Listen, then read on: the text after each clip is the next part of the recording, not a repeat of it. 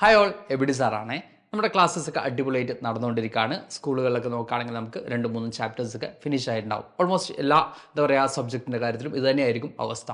ഇവിടെ നിങ്ങൾക്ക് എല്ലാ ക്ലാസ്സിൽ നമ്മൾ നടക്കുന്ന സമയത്ത് തന്നെ എക്സാമിനേഷൻസ് കണ്ടക്ട് ചെയ്യാറുണ്ട് സ്കൂളുകളിൽ. അപ്പോൾ എക്സാമിനേഷൻസ് കണ്ടക്ട് ചെയ്യുമ്പോൾ പല മക്കളും വിചാരിച്ചത്ര മാർക്ക് സ്കോർ ചെയ്യാൻ പറ്റാത്ത സാഹചര്യത്തിലൂടെയൊക്കെ കടന്നു പോയിട്ടുണ്ടാവും. ചില മക്കൾ നന്നായിട്ട് തന്നെ പെർഫോം ചെയ്തിട്ടുണ്ടാവും.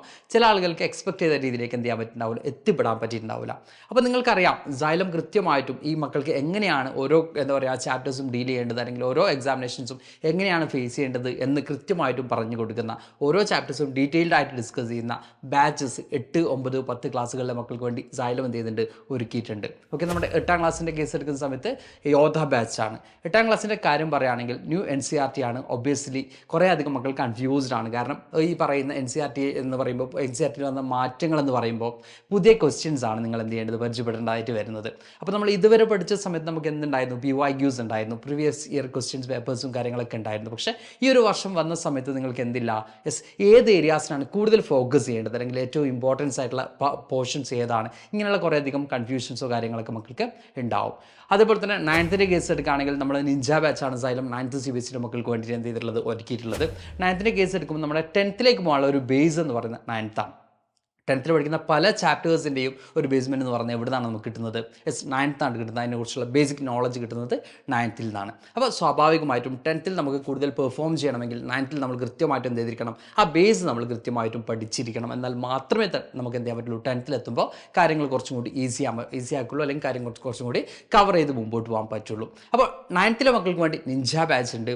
അതുപോലെ തന്നെ 10th മക്കളെ കേസ് എടുക്കുകയാണെങ്കിൽ നിങ്ങൾ ഫസ്റ്റ് ടൈമാണ് മക്കളെ എന്ത് അറ്റൻഡ് ചെയ്യാൻ പോകുന്നത്, ഒരു ബോർഡ് എക്സാമിനേഷൻ അറ്റൻഡ് ചെയ്യാൻ പോകുന്നത്.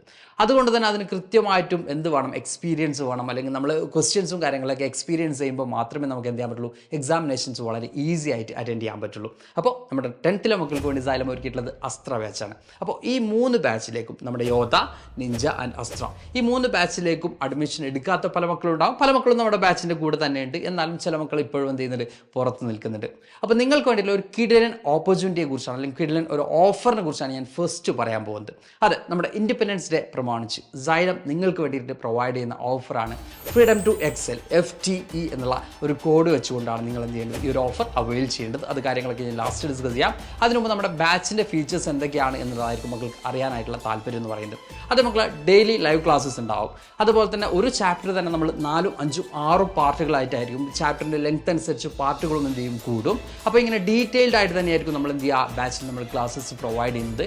കൂടാതെ നമ്മൾ ഹിസ്റ്ററിയുടെ കേസ് ഞാൻ പറയുകയാണെങ്കിൽ, നമ്മൾ ഒരു ചാപ്റ്റർ കംപ്ലീറ്റ് ചെയ്യുമ്പോൾ ഓൾമോസ്റ്റ് 60 MCQ ആണ് മക്കൾ എന്ത് ചെയ്യുക, പഠിച്ച് കംപ്ലീറ്റ് ചെയ്യുക. അതായത് നമ്മുടെ ഹിസ്റ്ററിയുടെ ഫസ്റ്റ് ചാപ്റ്റർ നമ്മൾ പഠിച്ച് കഴിയുമ്പോൾ നിങ്ങൾ പഠിച്ചു തീർക്കുന്നത് 60 MCQ ക്വസ്റ്റ്യൻസ് ആണ്. ഓക്കെ, നിങ്ങൾ ഏറ്റവും കൺഫ്യൂസ്ഡ് ആവുന്നത് ബോർഡ് എക്സാമിനേഷൻ്റെ കേസിലേക്ക് വരുമ്പോൾ MCQ കൈൻഡ് ഓഫ് ക്വസ്റ്റ്യൻസ് ഒക്കെ അറ്റൻഡ് ചെയ്യുന്ന സമയത്ത് കൺഫ്യൂസ്ഡ് ആയിരിക്കാം, അല്ലെങ്കിൽ നിങ്ങളെ കൺഫ്യൂസ് ചെയ്യുന്ന കൈൻഡ് ഓഫ് ക്വസ്റ്റ്യൻസ് ആയിരിക്കും ഉണ്ടാവുന്നത്. അപ്പോൾ കൃത്യമായിട്ട് പഠിച്ച് തന്നെ പോകണം. അപ്പോൾ ഡെയിലി ലൈവ് ക്ലാസ്സസ് ഉണ്ടാവും, റെക്കോർഡഡ് സെഷൻസ് ഉണ്ടാവും. Each and every live classes കഴിയുമ്പോഴും സ്ലൈഡ്സും നോട്ട്സും ഒക്കെ അവൈലബിൾ ആയിരിക്കും.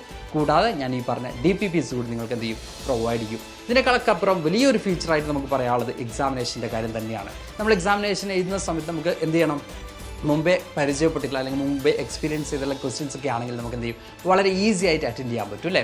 അപ്പോൾ ഇവിടെ നമുക്ക് എന്ത് ചെയ്യാൻ പറ്റും, ഓരോ ചാപ്റ്റേഴ്സ് കഴിയുമ്പോഴും നമ്മൾ എക്സാമിനേഷൻസ് കണ്ടക്ട് ചെയ്യുന്നുണ്ട്. അത് എല്ലാ ക്ലാസ്സിലും, 8 ആണെങ്കിലും 9 ആണെങ്കിലും 10ാം ക്ലാസ്സിലാണെങ്കിലും ഓരോ ചാപ്റ്റേഴ്സ് കഴിയുമ്പോഴും നമ്മൾ കൃത്യമായിട്ടും എക്സാമിനേഷൻസ് കണ്ടക്ട് ചെയ്യുന്നുണ്ട്. അതുകൂടാതെ ടേം എക്സാമിനേഷൻസും കൃത്യമായിട്ടും ഓരോ ഇൻ്റർവൽസിനും ടേം എക്സാമിനേഷൻസ് ഉണ്ട്, മോഡൽ എക്സാമിനേഷൻസും, ഇങ്ങനെ എല്ലാ കൈൻഡ് ഓഫ് എക്സാമിനേഷനും നിങ്ങൾ കംപ്ലീറ്റ് ആയിട്ടും പ്രിപ്പയർ ചെയ്തിട്ട് മാത്രമേ നമ്മൾ എന്ത് ചെയ്തുള്ളൂ, നിങ്ങൾ എക്സാമിന് വേണ്ടി അയക്കുന്നുള്ളൂ. അപ്പോൾ ഇനി നിങ്ങൾക്ക് ഡൗട്ട് എന്ന് പറയുന്നത് ഞങ്ങൾ എങ്ങനെയാണ് ഈ ഒരു ഓഫർ നേടിയെടുക്കേണ്ടത് എന്നുള്ളതായിരിക്കും.